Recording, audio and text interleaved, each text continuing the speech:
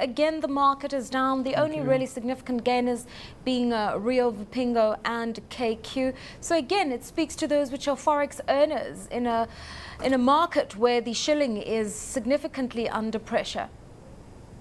Yeah, that's quite true. If you look at most of the gainers we've been seeing over the past 2 to 3 months, most of the time it's been counters that are forex backed, agriculturals, KQ, TPS arena. So that actually falls in with what's happening on the currency front. As to the other stocks, I mean, they just keep losing. But I think if you look, for example, at the banking stocks, I mean, they're great deals because nothing has fundamentally changed. In fact, all of them for the first half have all reported positive earnings, more than 10%. And the valuations, I mean, are at all-time lows, with most of them trading at way below the regional PE. So they're actually all quite good buys. I think at some point investors will realize this and we should see them come back in. All right, as you say, the banks are a good buy. The valuations are a lot lower, but that hasn't stopped investors from holding back. Even if this is a good time for bargain hunters, they're not even looking for those bargains. That's true. As you said, what we're seeing is there's quite a bit of risk aversion. And also, what foreign investors, I mean, foreign investors are quite quiet. We're actually not seeing a lot of new foreign investment. What we're seeing is foreigners moving their portfolios around locally because it's quite expensive to come out with the market having lost up to about 20% since the beginning of the year, and the shilling also having lost about 17%. So it's quite expensive to exit now. So what we're seeing is most of the funds moving around internally within the country, within the market actually, no new funds coming in, and as most investors are basically waiting for the market to hit a bottom before they can come back in. Let's talk about what's happening on the fixed income side, because as I'm saying, inflation came in last week at 16.7. That's worrying. Interest rates set to climb, but it doesn't seem like the central bank is moving fast enough when it comes to monetary policy tightening.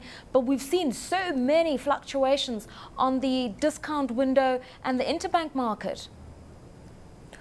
Basically, I mean, the central bank has done what it could. It's in a very difficult situation at the moment because we've seen the effect that tightening has had.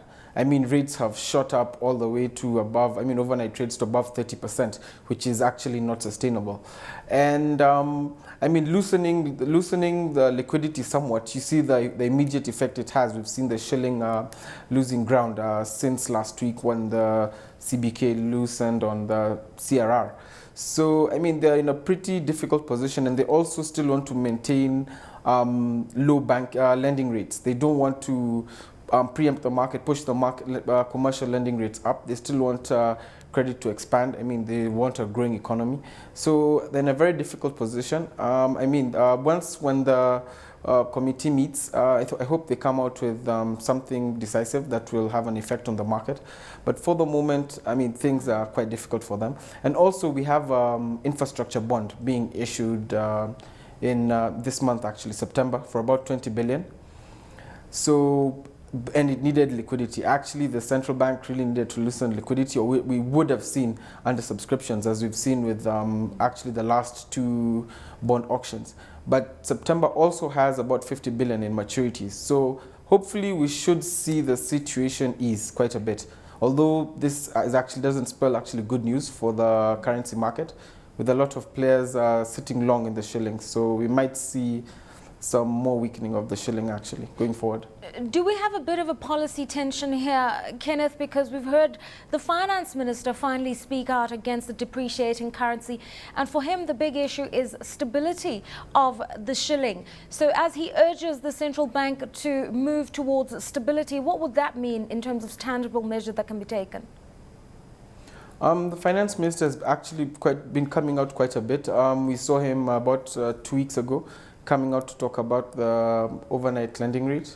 Then we've seen him come out again. I think basically what should happen is he should leave it to the central bank and leave it to the professionals to handle it. So, I mean, we'll just wait for the 14th and see whether they come out with a decisive action.